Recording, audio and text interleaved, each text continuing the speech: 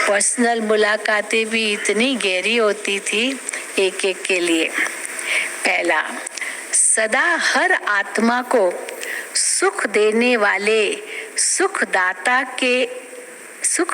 बाप के बच्चे हैं, ऐसा अनुभव करते हो? अब एक एक से बाबा पूछते थे, वो टाइम देते थे, वो क्या कहता है, हाँ कहता है या ना कहता है। सदा हर आत्मा को सुख देने वाले सुखदाता बाप के बच्चे हैं, ऐसा अनुभव करते हो? सबको सुख देने की विशेषता है ना, ये भी ड्रामा अनुसार विशेषता मिली हुई है, सबको सुख देते। यह विशेषता सभी की नहीं होती है कि हर एक को सुख देवे। व्यक्ति को देख के देखते हैं, हाँ किसी को तो बिल्कुल ना ही कर देंगे और किसी के लिए कहेंगे अच्छा ठहरो, किसको तो तुरंत ही देंगे, तो फर्क पड़ता है, तो सुख देने में भी अंतर पड़ जाता है। तो ये भी ड्रामा अनुसार विशेषता मिली हुई है, ये विशेषता सभी की नहीं होती। जो सबको सुख देता उसे सबकी आशीर्वाद मिलती है, दुआएं मिलती है, सबको सुख देता। हमारी भोली दादी इसमें विशेष एक नंबर थी, इसलिए कितनी दुआएं उनको मिलती थी। रात को 12 बजे भी वहीं सोई रहती थी जहाँ भी चाय बनाते, 12 बजे भी सोई रहती थी कमरे में। उनके दादी जाओ कमरे में, नहीं कोई आ जाए तो 12 बजे भी आ जाए, तो 12 बजे तक भी बोले वहाँ ले सोती रहेगी, झुटके खाएगी लेकिन बैठे बैठे। और फिर कोई आ गया और खाना समझो नहीं है, और तो दादी कहती थी बिलाल अब भी आपको बना के देती हूँ, फटाफट। कैसे दादी उनके लिए करती थी, तो ये भी दादी की विशेषता थी। तो बाबा कहते हैं जो सबको सुख देता है उस सब की आशीर्वाद मिलती है, इसलिए स्वयं को भी सदा सुख में अनुभव करते हैं। इस विशेषता से वर्तमान भी अच्छा और भविष्य भी अच्छा बन जाएगा। कितना अच्छा पाठ है, जो सबका प्यार भी मिलता, सबकी आशीर्वाद भी मिलती। इसको कहते हैं, क्या कहते हैं, इसको कहते एक देना 1000 पाना। तो सेवा से सुख देते हो, इसलिए सबका प्यार मिलता है। यही विशेषता सदा कायम रखना। फिर दूसरा नंबर, सदा अपने को सर्वशक्तिवान बाप की शक्तिशाली आत्मा हूँ, ऐसा महसूस करते हो? शक्तिशाली आत्मा सदा स्वयं भी संतुष्ट रहती है और दूसरों को भी संतुष्ट करती है। ऐसे शक्तिशाली हो, संतुष्टता ही महानता है, संतुष्टता ही महानता है। शक्तिशाली आत्मा अर्थात संतुष्टता के खजाने से भरपूर आत्मा। इसी स्मृति से सदा आगे बढ़ते चलो, यही खजाना सर्व को भरपूर करने वाला है।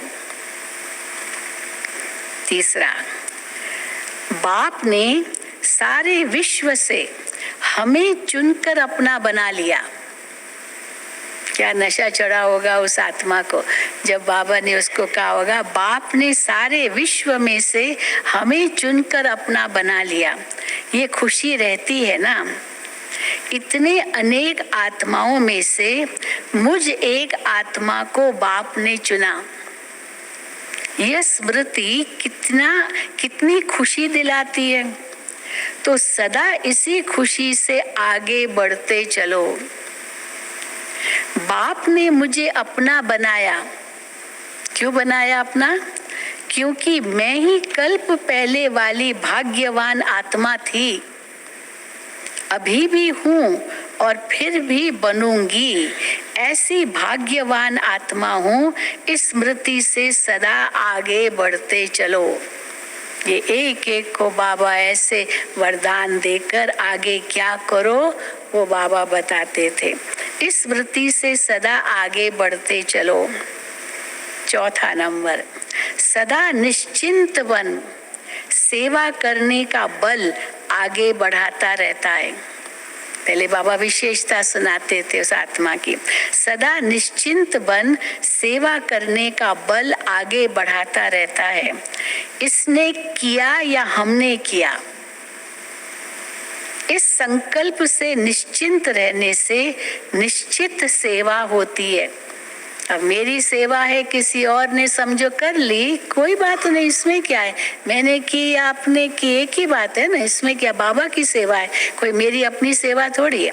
तो जो इस सेवा में है कि चलो दूसरे ने भी की, अच्छी बात है, हाँ थैंक्स देंगे उनको, तो उनके लिए बाबा कहते हैं इसने किया या हमने किया, इस संकल्प से निश्चिंत रहने से निश्चित सेवा होती है।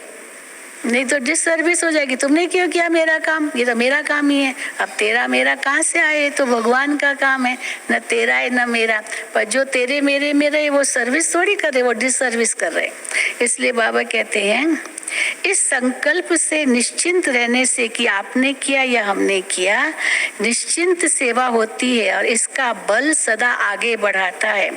तो निश्चिंत सेवाधारी हो ना, गिनती करने वाली सेवा नहीं, मैंने इतना किया तुमने तो इतना ही किया, हाँ गिनती करने वाली सेवा नहीं, इसको कहते हैं निश्चिंत सेवा। तो जो निश्चिंत हो सेवा करते हैं क्या मिलता है उनको, तो जो निश्चिंत हो सेवा करते हैं उनको निश्चित ही आगे बढ़ने में सहज अनुभूति होती है, वो सदा आगे बढ़ते जाते हैं। यही विशेषता वरदान रूप में आगे बढ़ाती रहेगी। बाबा ने उसको ये वरदान दिया और वो आगे बढ़ाती रहेगी। हाँ कितनी भाग्यशाली आत्मा होगी वो, लेकिन है तो हम सबके लिए ना, सेवा तो हम सभी करते हैं। 5वां, सेवा भी अनेक आत्माओं को बाप के स्नेही बनाने का साधन बनी हुई है। सेवा क्या है, सेवा भी अनेक आत्माओं को बाप के स्नेही बनाने का साधन बनी हुई है। हम उनकी सेवा करेंगे तो वो बाबा के स्नेही बन जाएंगे, तो साधन बनी हुई है। देखने में बल कर्मणा सेवा है, लेकिन कर्मणा सेवा मुख की सेवा से भी ज्यादा फल दे रही है। खाली मुख की सेवा सेवा नहीं है, कर्मणा सेवा बाबा कहते हैं मुख की सेवा से भी ज्यादा फल दे रही है। हम लोगों ने कितना भाषण किया वो लोग बखान नहीं करते, हमको कितना प्यार मिला, यहाँ कितना सबका सहयोग मिला, कितना प्यार से खाना खिलाया, बस ये महिमा बहुत करते हैं, भाषणों की महिमा नहीं होती है। तो इसलिए देखो बाबा कहते हैं देखने में बल कर्मणा सेवा है, लेकिन कर्मणा सेवा मुख की सेवा से भी ज्यादा फल दे रही है। कर्मणा द्वारा किसकी मनसा को परिवर्तन करने वाली सेवा है। वाचा से इतना परिवर्तन नहीं होगा जितना कर्मणा से उस आत्मा का परिवर्तन होगा। कर्मणा द्वारा किसकी मनसा को परिवर्तन करने वाली सेवा है, तो उस सेवा का फल विशेष खुशी की प्राप्ति होती है।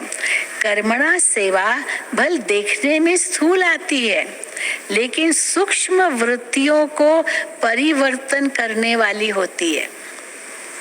तो ऐसी सेवा के हम निमित्त हैं, इसी खुशी से आगे बढ़ते चलो। भाषण करने वाले भाषण करते हैं, लेकिन कर्मणा सेवा भी भाषण करने वालों की सेवा से ज्यादा है। सुना, हाँ सेवादारी बहने भाई सभी सेवा में है, तो सभी सेवा तो करते ही हैं। तो इसी खुशी से आगे बढ़ते चलो। भाषण करने वाले भाषण करते हैं, लेकिन कर्मणा सेवा भी भाषण करने वालों की सेवा से ज्यादा है, क्योंकि इसका प्रत्यक्ष फल अनुभव होता है, तुरंत खुशी होती है।